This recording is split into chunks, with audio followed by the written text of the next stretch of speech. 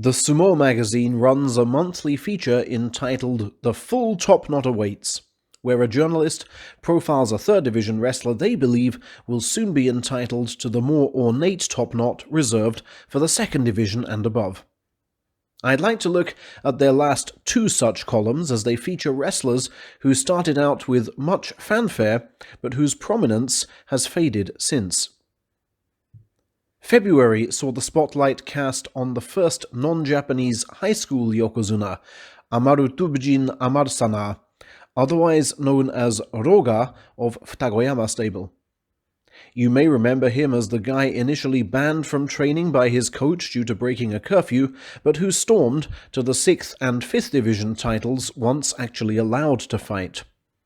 After following that with 5 successive 5-2s, he posted his first losing score at a career-high Makushita 8 in March as the quality of opponents shot up.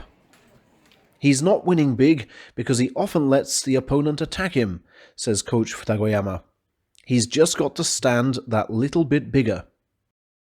Born to a Mongolian father and Russian mother in Kyzyl, capital of Russia's Tuva Republic, on March 2, 1999, Roga started visiting the local sports club after every school day from an early age, and excelled at every combat sport he tried.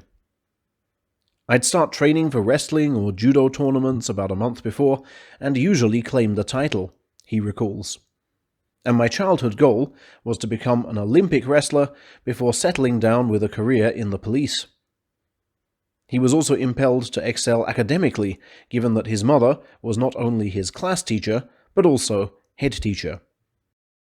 At age 14, he joined his father in Mongolia to continue his education there, intending to return to Russia within a couple of years.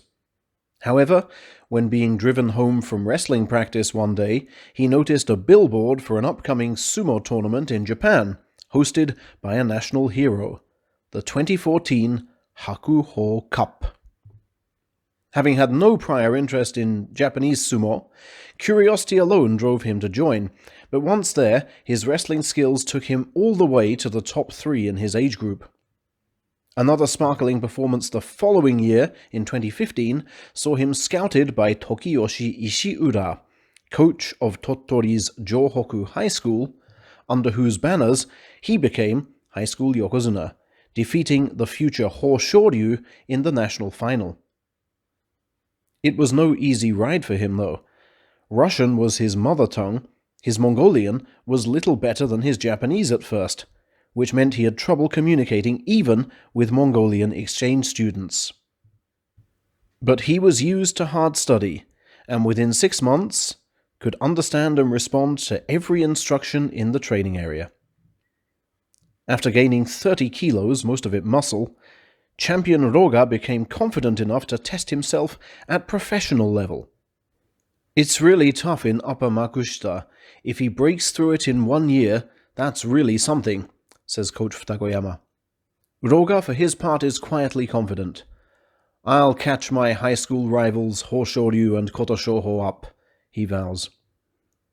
He currently boasts a 1-0 record against a man featured in March, Kindai University star Motobayashi, known ever since that match as Oshoryu.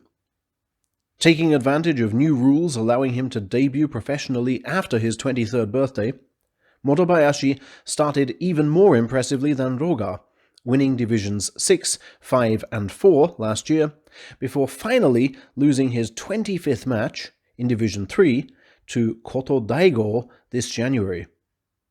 The match came mere hours after he received the shock news of Kindai coach Katsuhito Ito's passing. Those who watched him train that day said he was almost trance-like. I couldn't get up for it, he was the first to admit. Everything was bad, right from the tachiai. Had he continued his winning run, he could have earned the speediest promotion to Division 2 under the 6-tournament system. But 4-3 in January and a first losing score in March in his native Osaka mean that those hopes have now gone. The unswerving belief in his powerful tachi-ai and aggressive strides forward has given way to a more analytical approach since January. It was good I had that first defeat, he philosophizes.